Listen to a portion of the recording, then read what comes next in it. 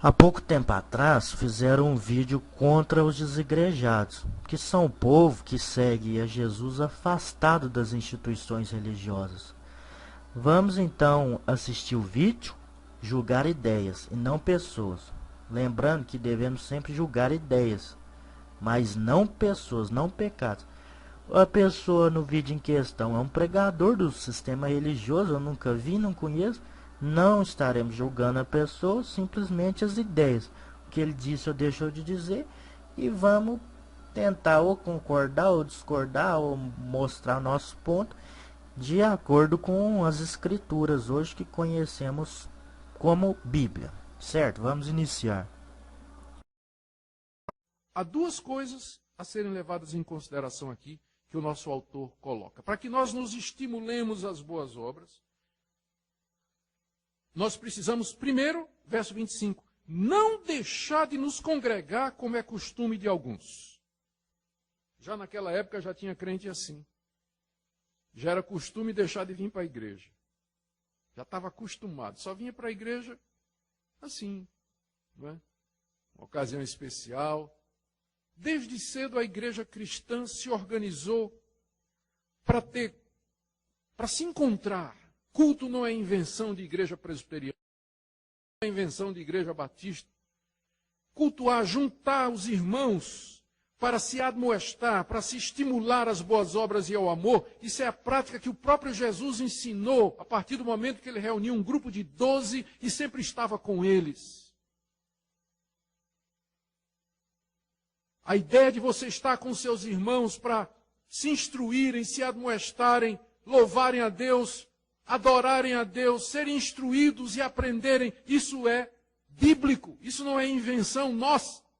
Nós, como igreja, podemos dizer, é domingo às 9 horas ou domingo às 10 horas, é domingo 2 vezes por dia, é domingo 4 vezes por dia. A Bíblia não diz quantas vezes a gente tem que se reunir.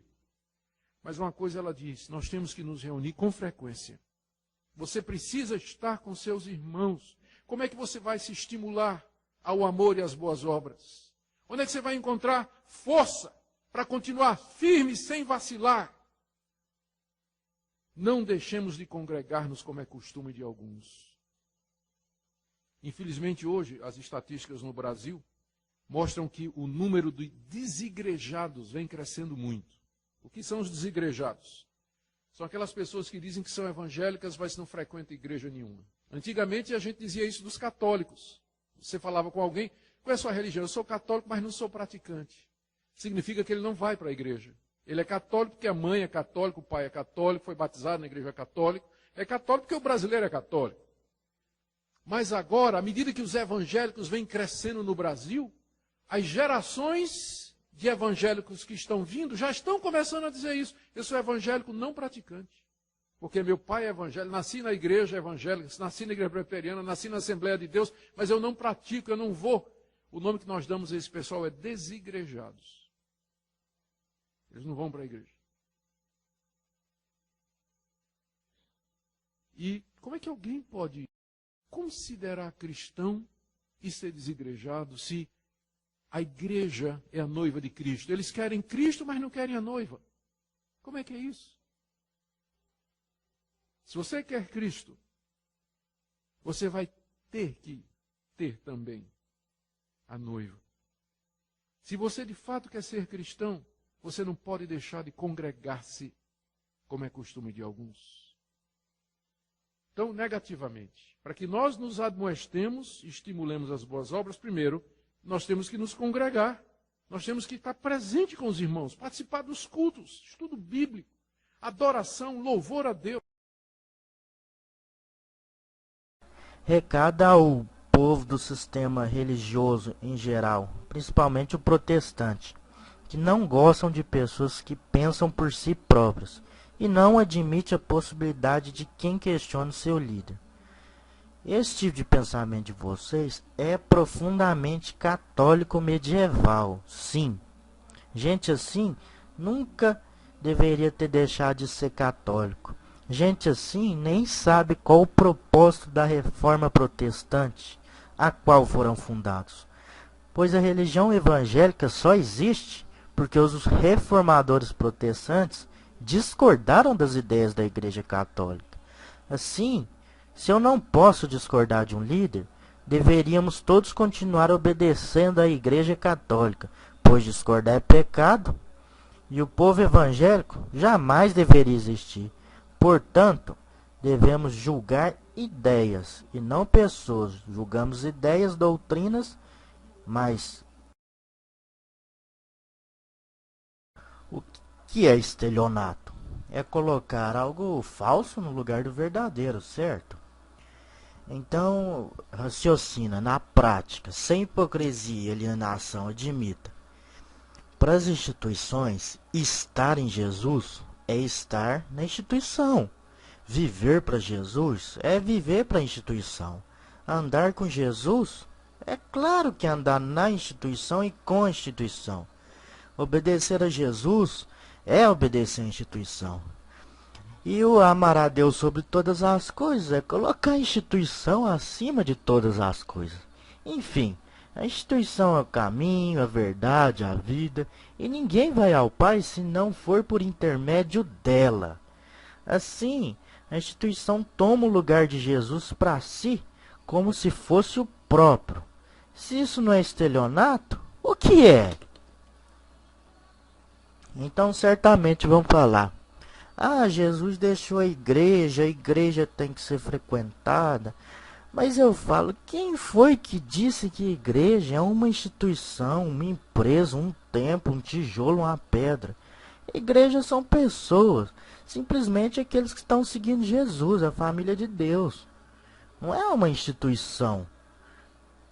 Tijolo, pedra, o Pai habita nas pessoas, não é numa instituição. Certo? E vão falar: ah, comunhão, tem que ter comunhão. Se tiver comunhão, isso é estar na igreja, na instituição. Se não tiver comunhão, não está com Deus. Mas outra bobagem, quem foi que disse que frequentar a instituição é ter comunhão? Comunhão é ter em comum. Se você tem 2 túnicas, divide com quem não tem. Se você tem pão, divide com quem não tem. Se você tem bens materiais acima do necessário, divide com quem não tem. Isso aí tem Atos 2. Não é participar de uma corporação, é ter em comum com as pessoas. E na verdade, os apóstolos tinham comunhão com pobres e os necessitados, não com a corporação religiosa. Aí certamente vão dizer: não deixe a congregação.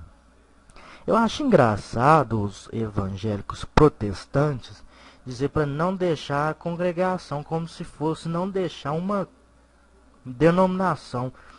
Pois se a própria religião evangélica só existe porque eles deixaram a congregação católica, porque não existia outra, deixaram a congregação católica para montar outra, então eles deixaram a denominação, então não faz sentido. Eles saíram, são as pessoas que deixaram a denominação, e fala para não deixar a denominação, é totalmente lógico. Congregar é reunir-se, não é participar de uma empresa, e nem atividade religiosa. De acordo com Jesus, onde tiver reunido 3 ou 2 em seu nome, ali está a igreja, seu povo, ali está a reunião. Assim, se 2 ou 3 pessoas se reunirem para falar sobre lições espirituais, para servir as pessoas, ali é a igreja, isso é congregar. A igreja é reunião dos santos. Santo significa separado para servir. A gente pode concluir que onde estejam 2 ou 3 separados para servir alguém ou para fazer algum propósito, ali é a igreja. Não existe uma corporação. E também não existe obedecer a líderes espirituais. Na graça, no Novo Testamento, não tem nada disso. Não tem um xamã espiritual encarregado de pregar o evangelho enquanto os outros trabalham para sustentar. Isso aí é herança católica. Todos nós somos sacerdotes. Todos nós devemos obedecer Jesus e pregar o evangelho. É de cada um de nós. Todos devemos anunciar. Não é pagar para os outros fazerem isso no nosso lugar. Reflita, será que se todos nós fôssemos viver de caridade para pregar o evangelho, imagina se todo mundo fosse viver de caridade. Qual a lógica? Ninguém ia trabalhar, não? Todo mundo ia viver de caridade? Portanto, nós devemos trabalhar e anunciar o evangelho, seguindo o exemplo de Jesus e seus discípulos. A obrigação é de cada um. Não é pagar uma instituição para fazer isso no seu lugar. Os pastores anunciados na Bíblia eram só um pregador do evangelho, como todos nós devemos ser.